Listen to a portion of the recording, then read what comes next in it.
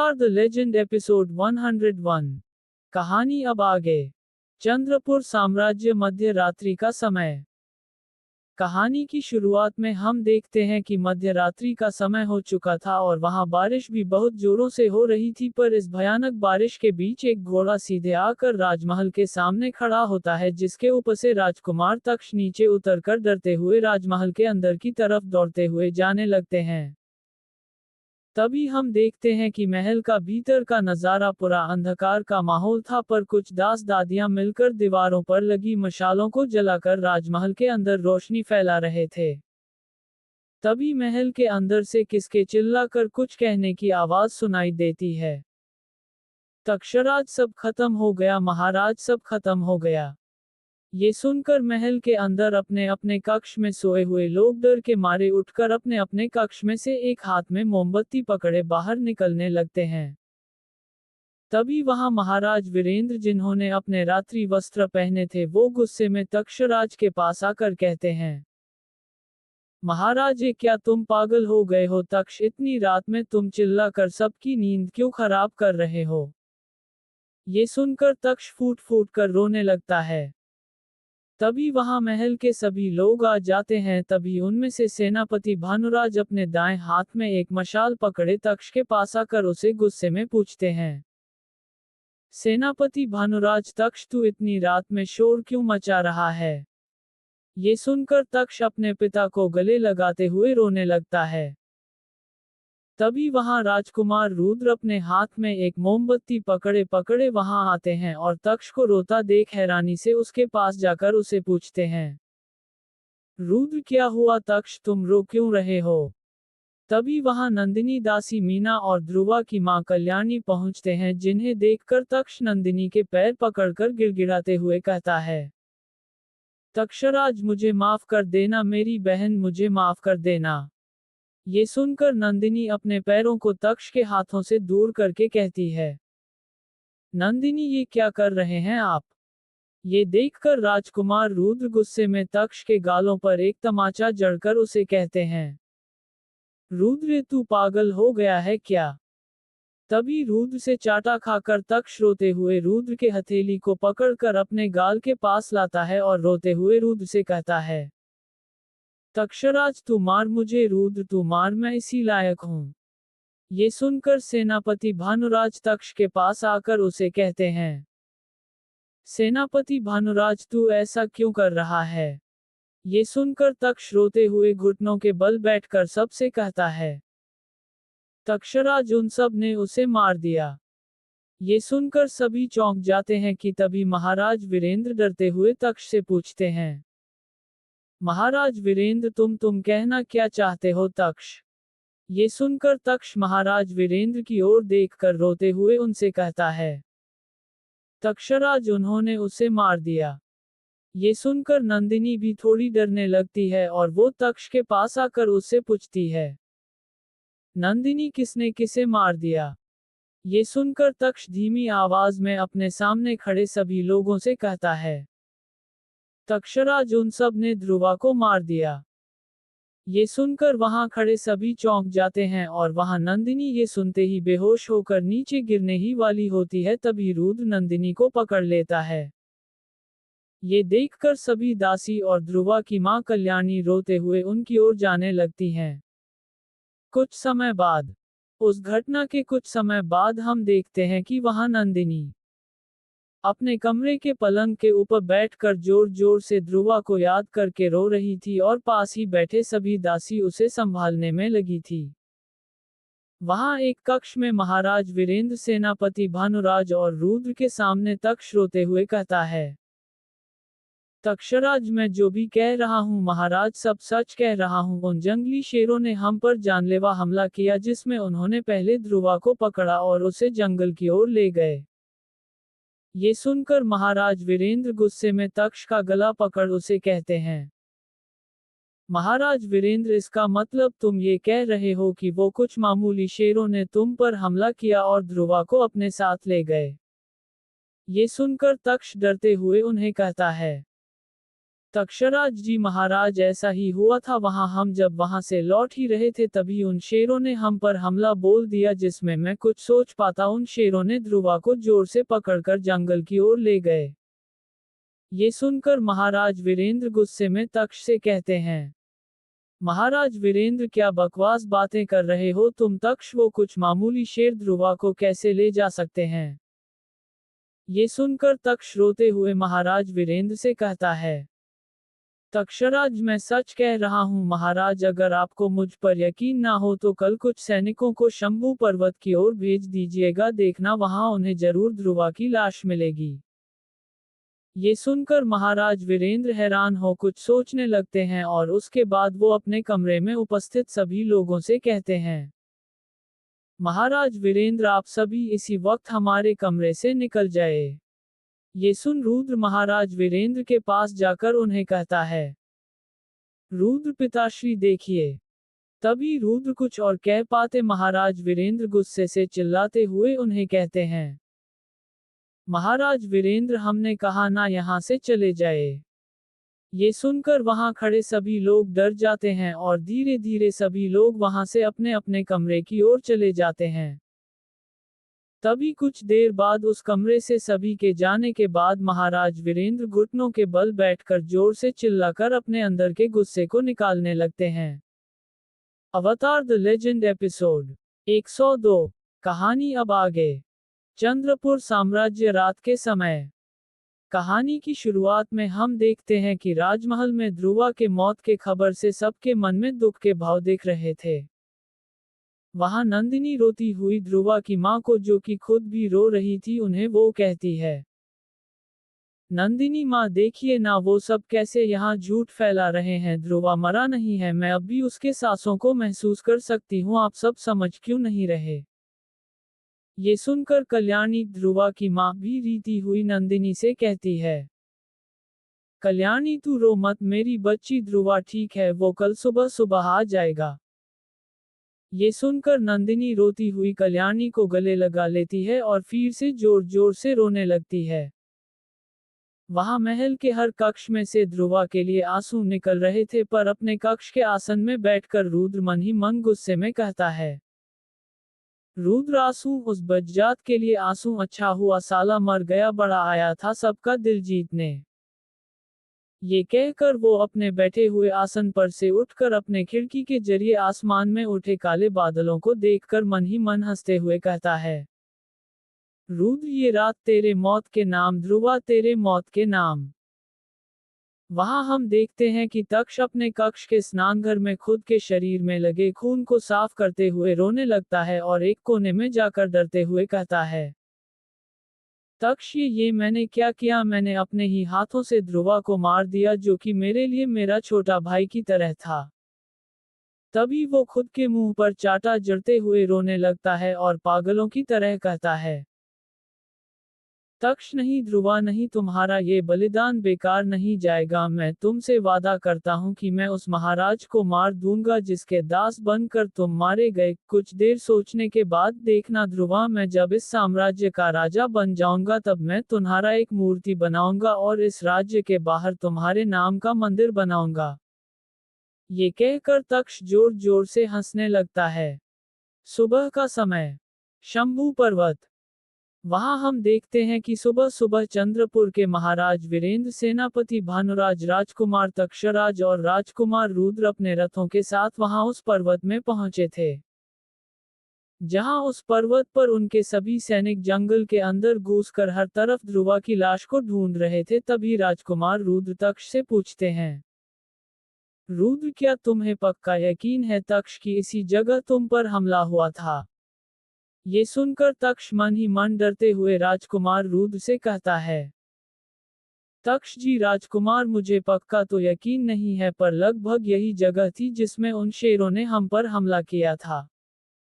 ये सुनकर महाराज वीरेंद्र तक्ष के पास आकर उसे डराते हुए कहते हैं, महाराज वीरेंद्र, देखो, तक्ष अभी हमारे सैनिक इस जंगल का कोना कोना छान मार रहे हैं। अगर उन्हें इस जगह ध्रुवा की लाश या फिर कोई सबूत नहीं मिला जिससे ये पता चले कि ध्रुवा मर गया है, तो मैं तुम्हारे तभी महाराज वीरेंद्र तक्ष से कुछ और कह पाते एक सैनिक डरते हुए उनके पास आकर उन्हें कहता है।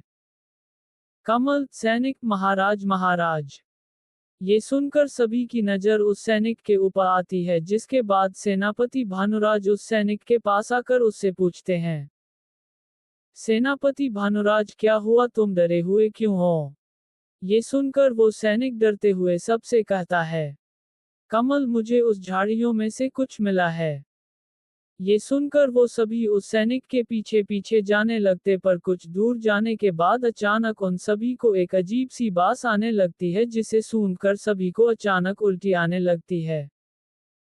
तभी उन सब को उस झाड़ियों के पास कुछ मांस के टुकड़े और हड्डियां मिलती है, जो कि अलग अलग दिशाओं में पड़े हुए थे।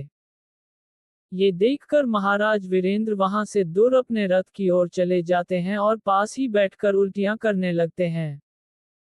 कुछ देर उल्टी करने के बाद वो जोर जोर से रोने लगते हैं और कहते हैं, महाराज वीरेंद्र मेरा स्वप्न स्वप्न ही रह गया। ये कहकर वो फूट फूट कर रोने लगते हैं। वहां राजमहल में रोते रोते नंदिनी की हालत पूरी तरह से खराब होने लगती है। नंदिनी की इस हालत को देखकर मीना उनके पास आकर दुख भरे भाव से कहती है। मीना आप कुछ खा लीजिए नंदिनी, अगर आप कुछ नहीं खाएंगे तो आपकी तबीयत बिगड़ने लगेगी।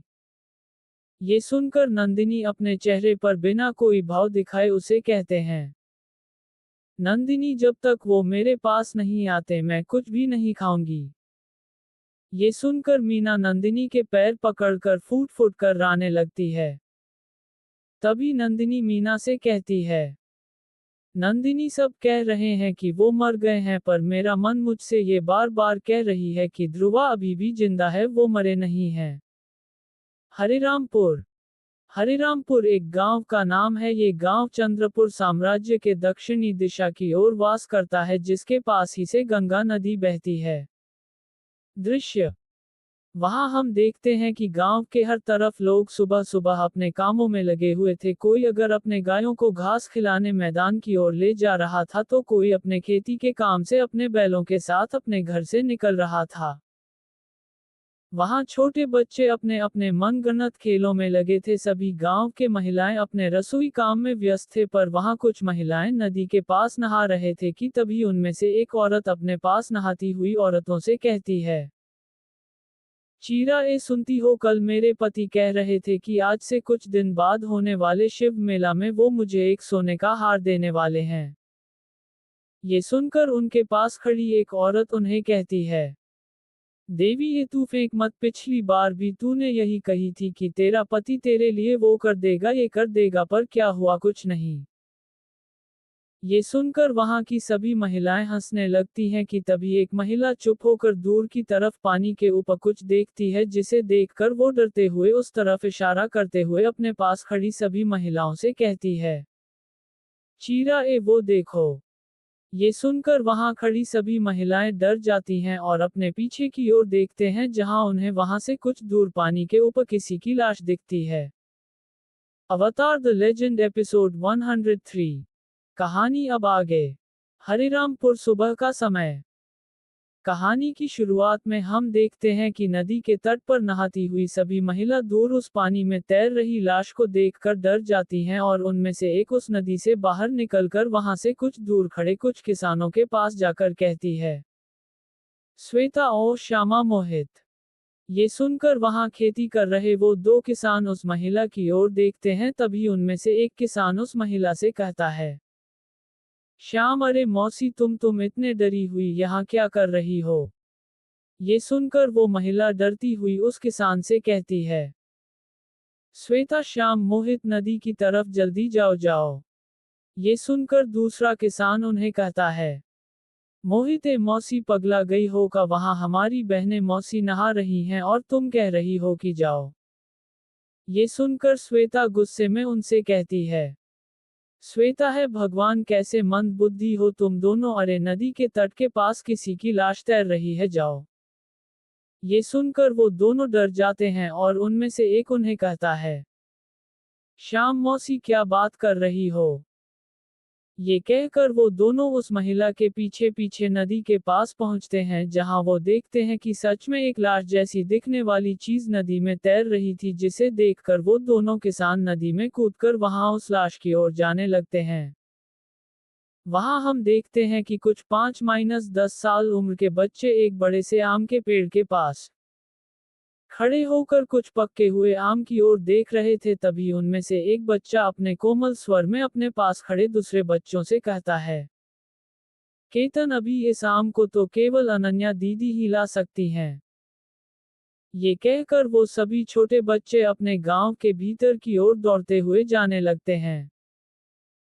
तभी हम देखते हैं कि उस गांव के छोटे से घर के पूजा करने वाले कक्ष में कोई लड़की भगवान कृष्ण के मूर्ति के आगे बैठकर सुबह की पूजा पाठ कर रही थी। आंखों में काजल, बालों में एक लगा गजरा, हाथ की कलाई में मयूर का चिन्ह, एक लाल रंग की पहनी हुई साड़ी और होंठ में एक प्यार भरी मुस्कान के साथ करीब 22-23 उम्र की वो लड़की भगवान कृष्ण की पूजा में लगी थी। तभी वहां उसके पिता, जो कि इस गांव के वेद जी हैं, वो उस कक्ष के बाहर खड़े होकर अपनी पुत्री को देखकर मन ही मन खुश होकर कहते हैं, मोहन प्रसाद, 53 साल उम्र, भगवान मेरी सुंदर सी पुत्री को एक लायक वर प्रदान करे, यही मेरा आपसे हृदय से विनती है भगवान। तभी अपने सारे पूजा पाठ खत्म करके वो लड़की जब उस कक्ष से बाहर निकलती है, उसके पिता उसे कहते हैं, मोहन प्रसाद, अरे पुत्री अनन्या, जल्दी से मेरे लिए खाना लगवा दो, मुझे जल्दी से जल्दी नील पर्वत की ओर जाना है।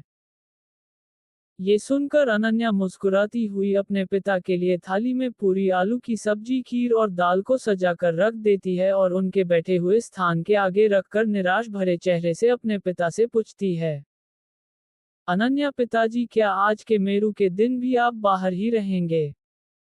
ये सुनकर मोहन, अनन्या के पिता, अनन्या से मुस्कुराते हुए कहते हैं, मोहन, अरे नहीं पुत्री, बस अभी सुबह सुबह पर्वत की ओर जाकर उन आदिवासियों को जड़ी बूटियां देकर दोपहर को यहाँ लौट आऊंगा।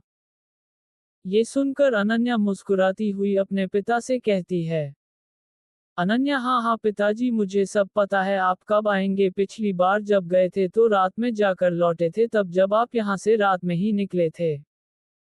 ये सुनकर उसके पिता मोहन मुस्कुराकर थाली में रखी भोजन को खाने लगते हैं। तभी जब अनन्या रसोई घर से पानी लाने जा ही रही थी, रसोई घर के खिड़की से एक छोटा सा 6 साल उम्र का बच्चा अनन्या से मुस्कुराते हुए कहता है, दिव्या, अनन्या दीदी, अनन्या दीदी। तभी उस बच्चे की आवाज सुनकर अनन्या मुस्कुराती हुई उनसे कहती है, अनन्या, तुम सब पत्थर तैयार रखो, मैं अभी वहां पहुंचती हूँ।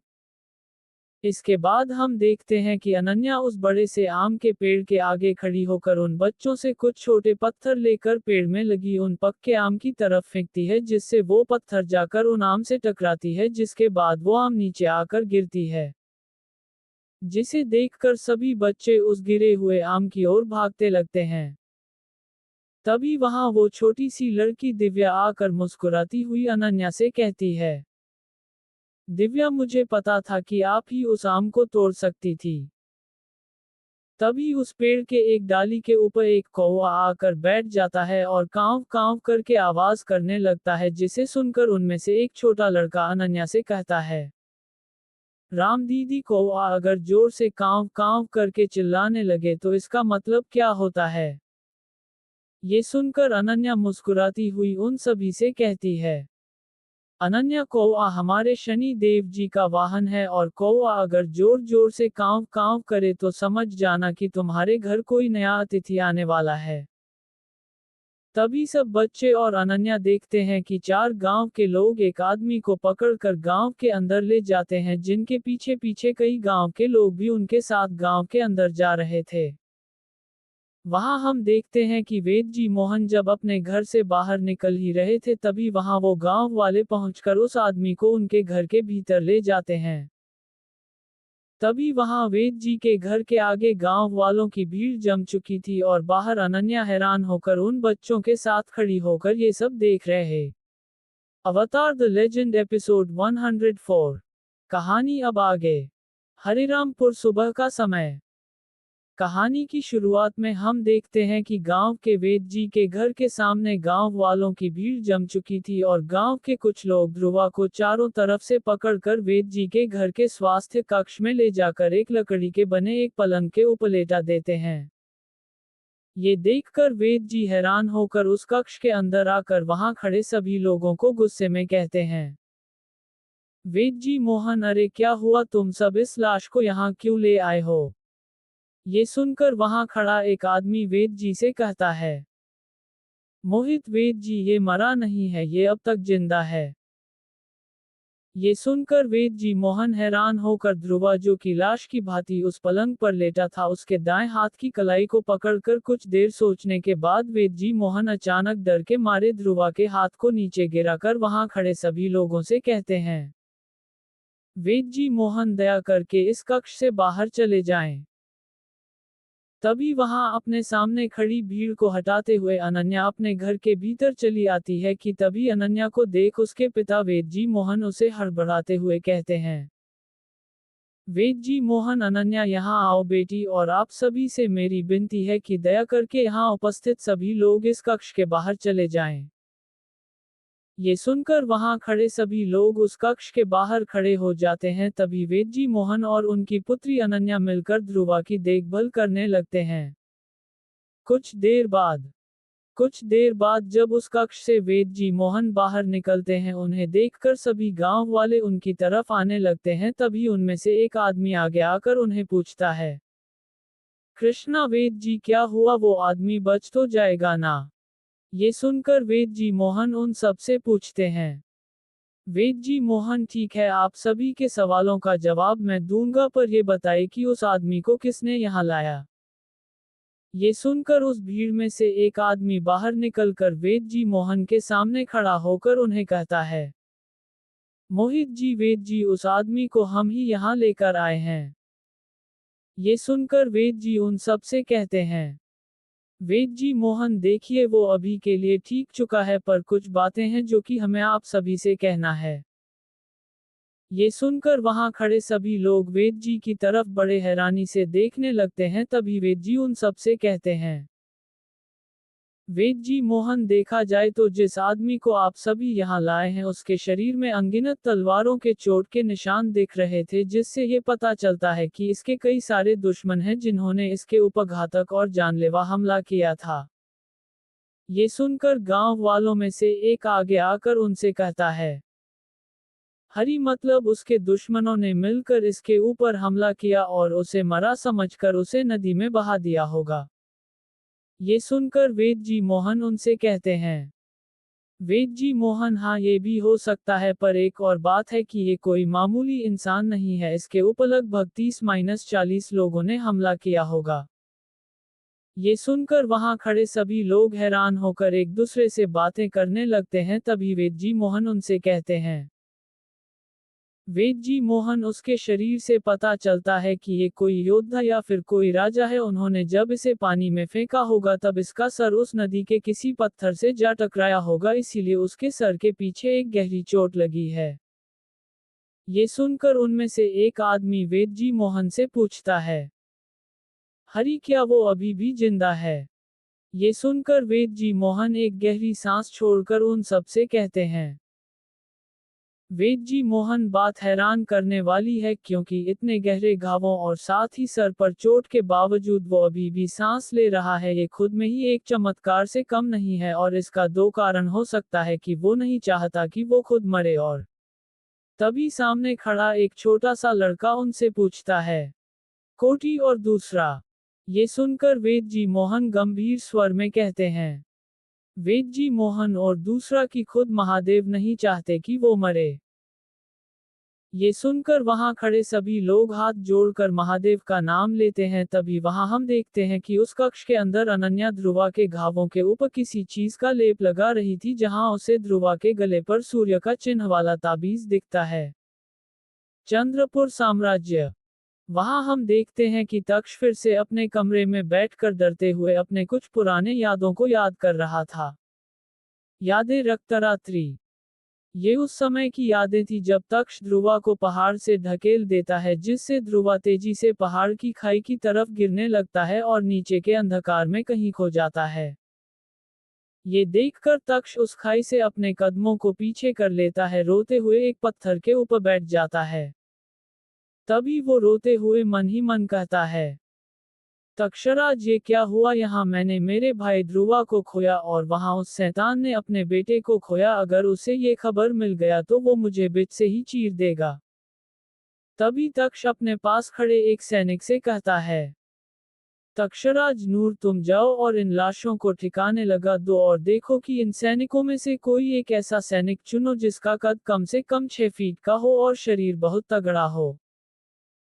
इसके बाद वो सैनिक तक्ष के सामने एक मरे हुए सैनिक की लाश को लाता है, जिसे देखकर तक्ष गुस्से में उस लाश की कई सारे टुकड़े कर देता है और उस सैनिक से कहता है, तक्षराज, जाओ और इस लाशों के टुकड़ों को जंगल के एक झाड़ियों के पास फेंक दो जाओ।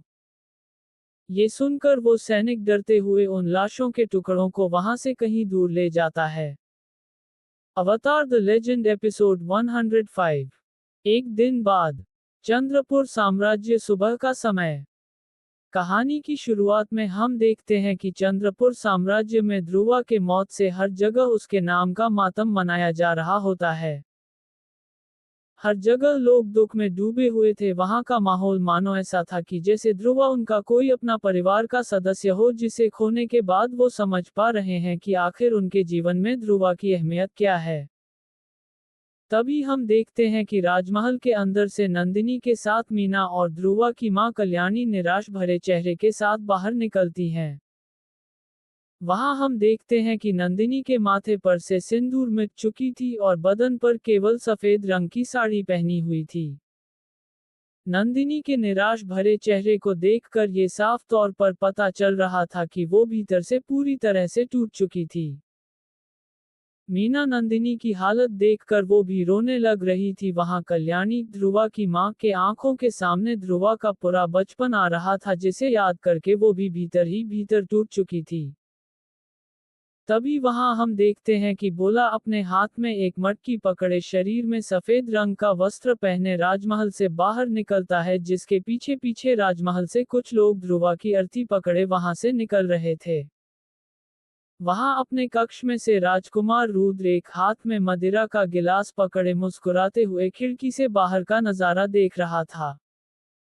वहां हमें ध्रुवा की अर्थी के पास महाराज वीरेंद्र और महारानी पद्मा भी सफेद रंग के पोशाकों के साथ चलते हुए दिखते हैं। वहां हम देखते हैं कि आसपास खड़े प्रजा के लोग ध्रुवा की अर्थी को छूना चाहते थे, पर अर्थी के पास खड़े सैनिक उन्हें ध्रुवा के अर्थी से दूर कर रहे थे। तभी वो सब राज्य के सीमा से आगे जाकर एक पेड़ के पास जलाने के लिए रखी लकड़ियों के ऊपर ध्रुवा के नाम की अर्थी रख देते हैं। हरिरामपुर। वहां हम हरिरामपुर में देखते हैं कि वेद जी मोहन ध्रुवा के शरीर के लगे घाव पर से लगी मैली कपड़ों को धीरे धीरे से उठाकर उस घाव को अच्छे से पानी के जरिए ऊपरी सतह को साफ करके उस घाव के ऊपर मलम लगाकर उसके ऊपर फिर से साफ कपड़ों को बांधकर उस कक्ष से बाहर निकलते हैं।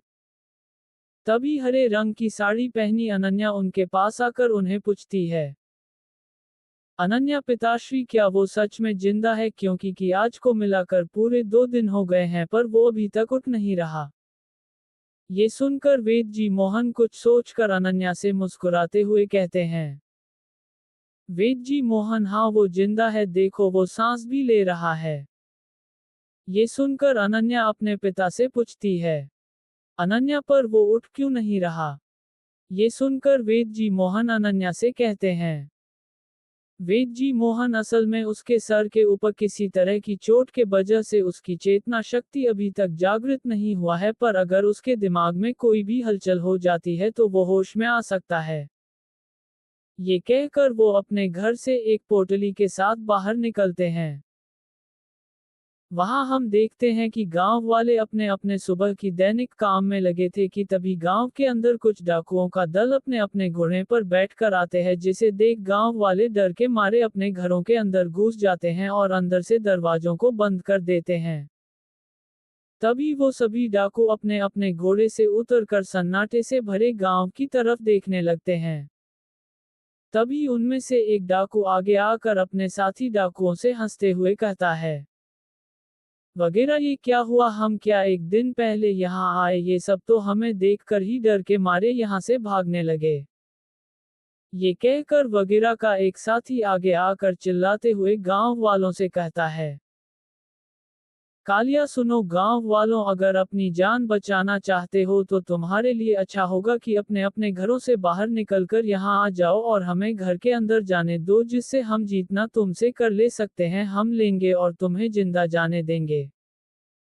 ये सुनकर धीरे धीरे गांव वाले अपने अपने घरों से डरते हुए बाहर निकलने लगते हैं।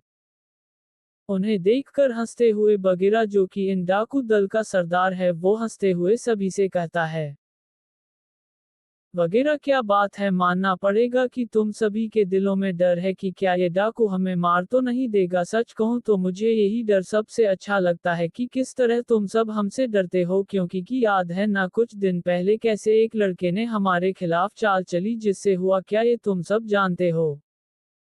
ये सुनकर सभी गांव वालों के जहन में एक ऐसा दृश्य आता है जिसमें कुछ लोग एक निहत्थे आदमी को मार रहे थे। तभी धीरे धीरे वगैरह के कहने से सभी डाकू दल गांव वालों के घर घुसकर कुछ अनाज, सोने की मुद्रा और कुछ चीजों को पकड़कर घरों में से बाहर निकलते हैं। पर वहां हम देखते हैं कि वेदजी मोहन अपने हाथ में एक बड़ी सी पोटली पकड़े वगैरह के सामने रखते हैं और उसे कहते हैं, वेदजी मोहन ये लो वगैरह, इस बार मैंने अपनी सारी जमा राशि तुम्हारे आगे रख दिया है। ये सुनकर वगैरह मुस्कुराते हुए वेदजी मोहन के पास आकर उन्हें कहता है, वगैरह